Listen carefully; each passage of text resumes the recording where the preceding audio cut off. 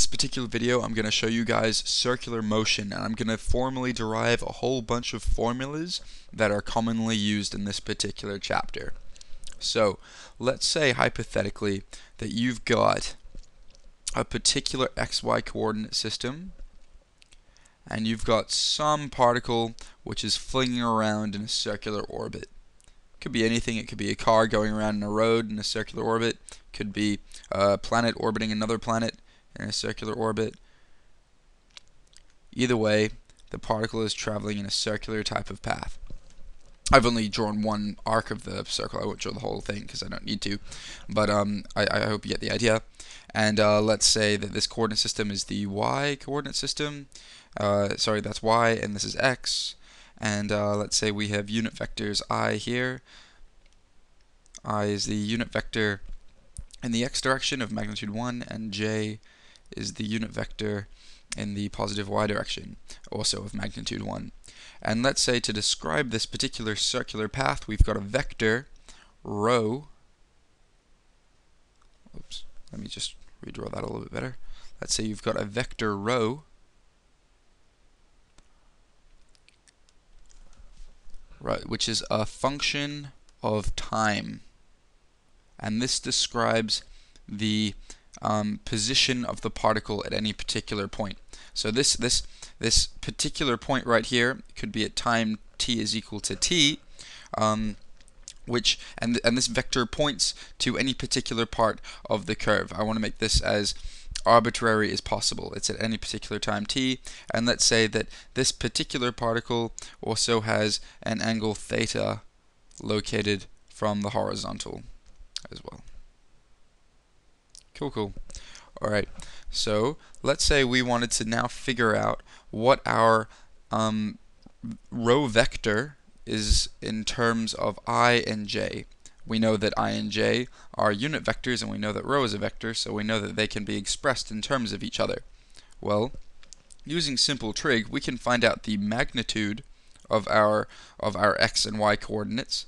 And for simplicity, rather than writing out the magnitude of our vector rho of t every time, why don't I just denote this particular magnitude as r? And we know it stays constant because the radius of a circle is always constant. In other words, that this distance just here, from any point from our origin to our point of curvature, is a distance r. And we also know that's the magnitude of our displacement vector, and I'll just call that r just there. Well, if we're interested in solving for our vector rho of t, we know that's going to be equal to the x component and the y component in the I and j coordinate system. So in other words, this, let me just redraw it right here for you guys. This is our vector rho, and it can be redescribed as some magnitude times by our vector I plus some magnitude times our vector j. And because this is an angle theta from the horizontal, and because this makes a right angle, we know that this right here is going to be equal to r cosine theta times our I unit vector, because it's in the positive I direction, and this is going to be r sine theta in the j component, right? So in other words, we can redescribe rho of t as r cosine theta I and r sine theta j. Alright, not a bad start. Just a little bit of clarification on vectors. The first element always denotes the I component, and the second element always denotes the j component. So we know by definition that our velocity is going to be equal to the change in rate of our position with respect to time, which in this particular case is going to be d rho dt, And we know from mathematics that we can basically differentiate each of these elements with respect to time if we're differentiating the vector. So that's going to be equal to r times the derivative of cosine theta. And we know that theta is a function of time too, right? Because as time goes on, this particle will move up along this curve, so theta will change with time. So we can't assume theta is constant. So we have to derive cosine theta, which is simply going to be negative sine theta times by our little times by whatever the derivative of theta is with respect to time, which is simply going to be minus d theta dt times by sine theta. And we know that r sine theta, when differentiated, will become r d theta dt times by cosine of theta. Alright, I'm going to pause there for a little bit, and I'm going to introduce a new variable which I will define as omega, and I will denote it as d theta dt. It saves me just from writing it out over and over. I'm going to define d theta dt as omega. There's no formal proof, I'm simply defining it this way. And just so you know that this term is commonly referred to as angular velocity. So in other words, we can redescribe our velocity vector, which is going to be our velocity of our particle at any point in time, is going to be equal to minus r omega sine theta in the I direction and r omega cosine of theta in the j direction. We're not entirely done yet. In order to fully solve this, we need to in order to solve out a whole bunch of equations for circular motion, now it's very necessary that we also find acceleration. Brace with me because this is going to be a little bit of a tricky calculus coming up, but we know that acceleration is defined as the change in rate of velocity with respect to time. And just like we did before, we're going to differentiate each of these elements with respect to time. Well, we know r is a constant, so we can easily factor that out, but I'm going to leave that in here, and you might see why later on in the video. Well, in fact, let me just remind you guys a little bit about the chain rule. If you have d dt of u of t times v of t, our differentiation of that is just going to be equal to u dash of t v of t plus v dash of t times u of t.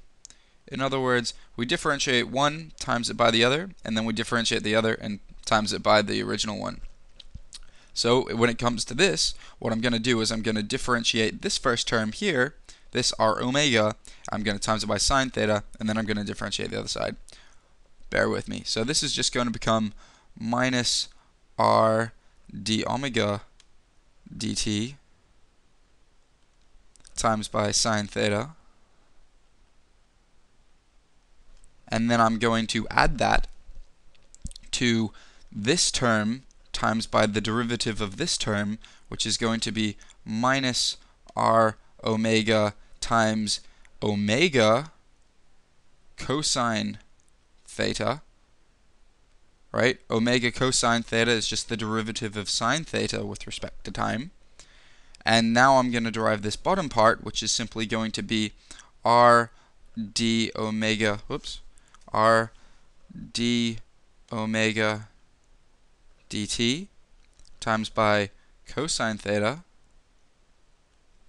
and then I'm going to add that to the derivative of cosine theta times this, which is going to be negative sine theta, negative omega sine theta times by r omega, and that's it. That's our acceleration. But this is very messy at the moment. This is a very strange vector, and there's nothing particularly clean about it at all. It's got a whole bunch of omegas in it, d omega dt's, cosines, sines. There is a way you can simplify it, and I'll simplify it for you just so you know how these formulas were actually calculated. Well, to do this, I'm going to need to introduce a new variable, which I will call alpha. Alpha is defined, and once again, this is a definition, this isn't a proof. Alpha is defined as being d omega dt. Or if you like, that's also the same as d squared theta dt, the double derivative of theta with respect to time. And this is commonly referred to as angular acceleration. Angular acceleration. Mind my handwriting. Okay, so if we were to resubstitute some of these values in, we can easily say that our acceleration vector of our particle at any particular time t is going to be equal to minus r alpha sine theta minus r omega squared cosine theta, and then for our j component it's going to be r alpha cosine theta, and then subtracted from r omega squared sine theta. That's just simplifying this bit just here. So it looks a little bit cleaner, but I'm sure we can simplify it a little bit more. And the way we can simplify this more is by introducing a new coordinate system. This defines our acceleration in terms of our I and j components. But if we wanted to describe our coordinate system using a new set of coordinates, let's say our tangential and normal components, then maybe we'll be able to eliminate these sine thetas and cosine thetas. Bear with me, I'm going to show you how to do it. So let's redraw our position vector right here. We've got our particle traveling in a circular orbit like we did before. It looks progressively less circular, but bear with me. And it's at one particular point here, and we know that our horizontal vector will have a magnitude of 1, and it's a direction in the positive x-axis. It has a magnitude of 1, and we also know that it has a vertical vector j, which has a magnitude of 1. Remember, these are unit vectors. They only specify directions, and they all have a magnitude of 1. But let's say we wanted a new vector. Let's say we wanted to define this new unit vector, and I'll call this ET, which will have also a magnitude of 1, but it will be in the direction tangential to our curvature right here. And I'll call this particular unit vector, I'll draw a crude arrow if I can, that particular unit vector I'll call ET with a little hat on it, denoting that it's a unit vector. Not only that, but I'll introduce another unit vector which is going to be perpendicular to our tangential unit vector, and I'll call that, and it'll by definition will have a magnitude of 1 as well, and I'll call that unit vector EN, and I'll put a hat on it to denote that it's a unit vector as well.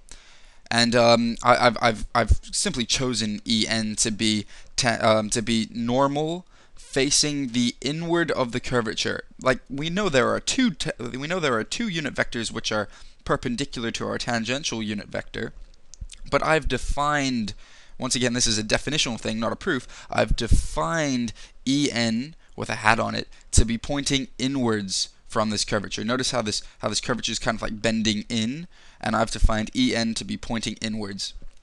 So this is a definitional type thing, and I wanted to see whether I can redescribe our acceleration at a particular time in terms of ET and EN. In order to do this, this will take a little bit of geometry.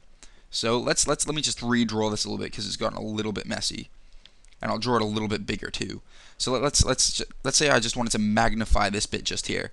I'm just trying to magnify it so I can make it a little bit clearer for you guys. So I has a magnitude of 1, j has a magnitude of 1, and I'm going to draw it like this. These should be the same length because they have a magnitude of 1. And I know that our ET is going to look like that. It won't quite be as vertically high as j because it's at an angle. And I'll call that E hat t. and I'll call this En right here.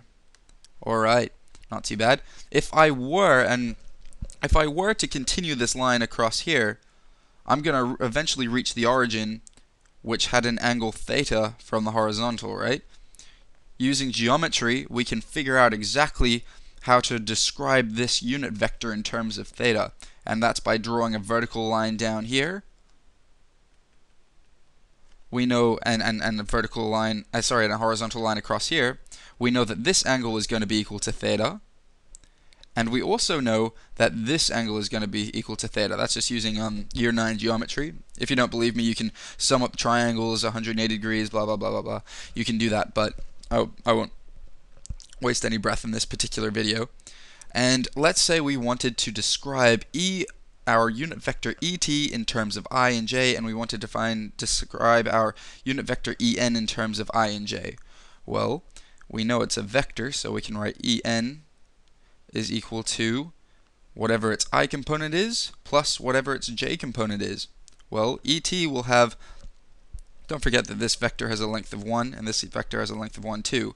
Well, we know that our horizontal component of ET, that should be ET, that's ET right there.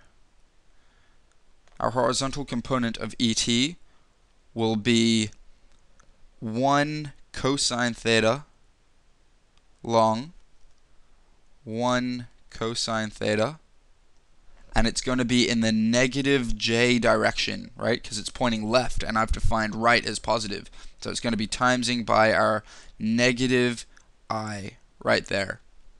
And not only that, but we also know that it's facing upwards with a magnitude of 1 sine theta, right? 1 sine theta, and it's going to be in the positive J component, so I can just multiply it by the positive J component to show that it's in that particular direction.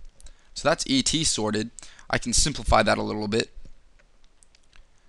Actually, the I and J are already included in this vector, so I'll just simplify that out a little bit. I shouldn't have actually formally written that there, but that's the same thing as saying cosine theta sine theta. That's a negative cosine there.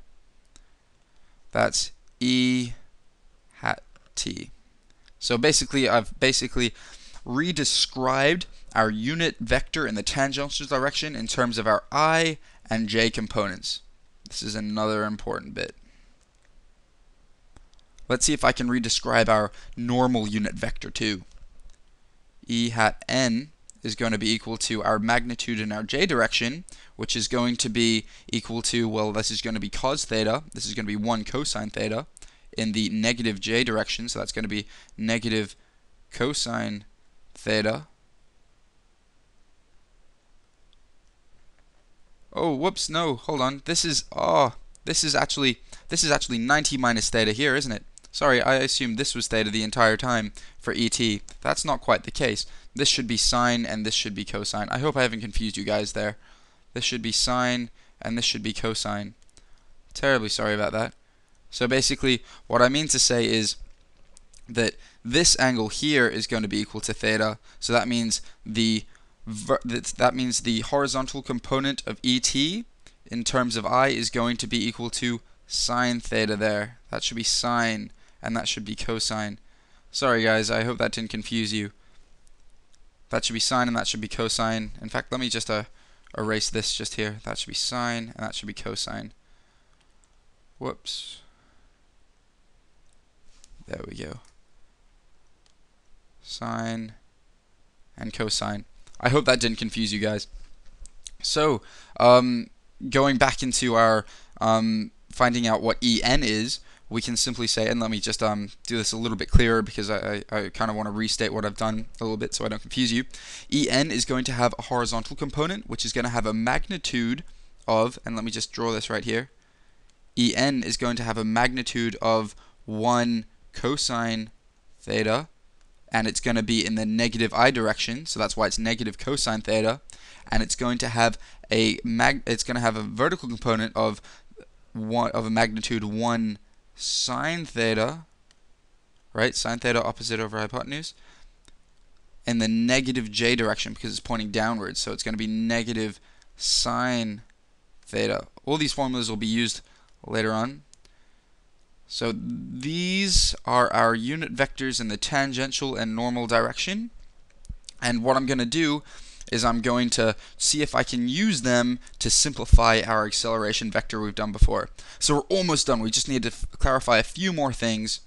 Let me just, instead of writing it down, let me just see if I can copy this right here. I'm going to see if I can copy this. Hope this doesn't break my computer. Let's see if I can copy it right here.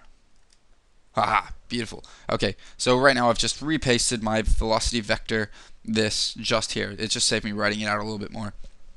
Alright, so let's say purely out of interest, let's say we wanted to find out what the magnitude of our velocity vector was. Remember, our magnitude is just the length of our vector. It's got nothing to do with the direction. Well, we know by not by definition, using Pythagoras, that our magnitude of our velocity is going to be equal to the square root of the sums of each of these terms. It's going to be the square root of minus r omega sine theta squared plus r omega cosine theta squared. Whew. Okay, and simplifying that a little bit more and factorizing out r and omega squared, we can write that as r squared omega squared, all square rooted, is going to be equal to, times by sine squared theta plus cosine squared theta, and that's going to be equal to r omega square root of sine squared theta plus cosine squared theta, which is just 1 based off high school math, which is just going to give us with r omega. So there we have it. Our magnitude of our velocity at any particular time t is going to be equal to r omega. Alright, this is one huge formula here, and I'll denote our magnitude of our velocity as just v, just for simplicity. So v without a line on the top is going to be our magnitude of our velocity. That's one huge formula for all of circular motion. Alright, now let's say we were interested in, and I'll loop this back to what our acceleration is. It may look like I'm darting all over the place, but trust me, I'm deriving these things so that we can use them later. Let's say we wanted to find our derivative. It may seem completely arbitrary at the moment, but you'll bear with me, you'll see why I'm doing this. Let's say we wanted to find our derivative of our magnitude of our velocity v. Well, r is a constant, so that remains r, but omega, remember, is d theta dt. So d theta dt time, which differentiated once again, is just going to be alpha by definition, right? So that's going to be another formula right there, and I'll denote dv dt as just v dot right here. That's another huge formula which is used. Alright, so I think we're pretty much ready to get this sorted.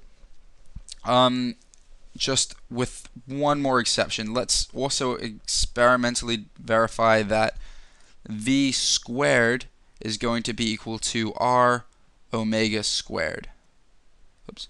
R omega squared. Alright, now we're ready to continue. Alright, so our acceleration vector, let me just scroll up again. In fact, let me copy it like I did before. Our acceleration vector,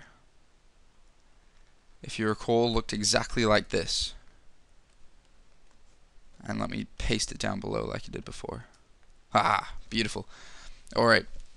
Our acceleration vector looked like this, but we can easily split this vector into several sub-vectors as well. We can write that as r times by alpha times by minus sine theta cosine theta down here. That's just this first term just here. And then plus omega, plus r squared omega squared on r times by minus cosine theta sine theta minus sine theta here. Check that this is true. If you were to multiply r alpha times minus sine theta and plus it by this, you'd get exactly what's written above. It may seem a little bit arbitrary as to why I've just gone r squared divided by r here. I mean, that's just r, isn't it? It is, you're right, but you'll see why I've done it in a second. So if we were now to simplify this a little bit more, plugging everything we've got before, we know that r alpha is going to be equal to v dot, like I described before. Remember, that's this formula right here. And then minus sine theta cosine theta, this vector, remember, it came up before. Minus sine theta cosine theta is this one right here. That's just our unit vector in our tangential direction, right? So that's just going to be et,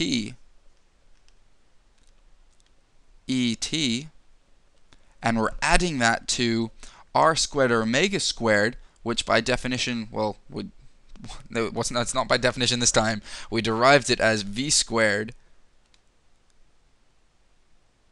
which is our magnitude of a velocity squared, divided by r, which is our radius of curvature,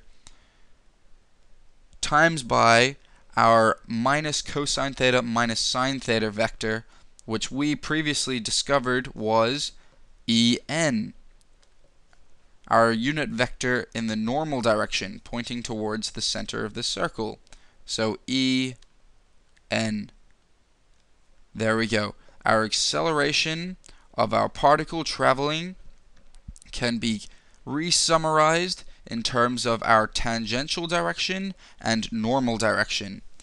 And this is really important too, because we've managed to split it in terms of our normal direction v squared r and our tangential direction v dot, right? And in fact, let me just ramble on for just a little bit longer.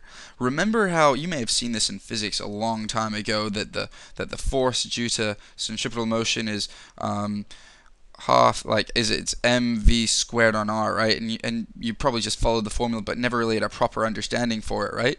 Well, we know that our force is just equal to our mass times our acceleration, and that's going to be equal to mv squared on r, and we always knew it was directed to the middle, but we never really understood why. Well, if the m's cancel off here, we're given that our acceleration towards the center of our circle is v squared on r, right? And notice that this component is this component just here, right? So there we have it. This is actually a formal proof for why the acceleration of an object going in a circular motion has a component of its acceleration going towards the center of the circle. And so this is actually a formal proof for why it's mv squared on r to begin with. So there we have it. This is one formula which is going to be really useful in circular motion. And this is another one right here which is going to be really useful too. And not only that, but our definitions, which I've used here, angular acceleration and angular velocity, these two are going to be big ones to play in the future as well. I hope that makes sense to you guys. In the future, I'm just going to do a few more examples, and I'm going to show you exactly how to apply these formulas properly. Cheers.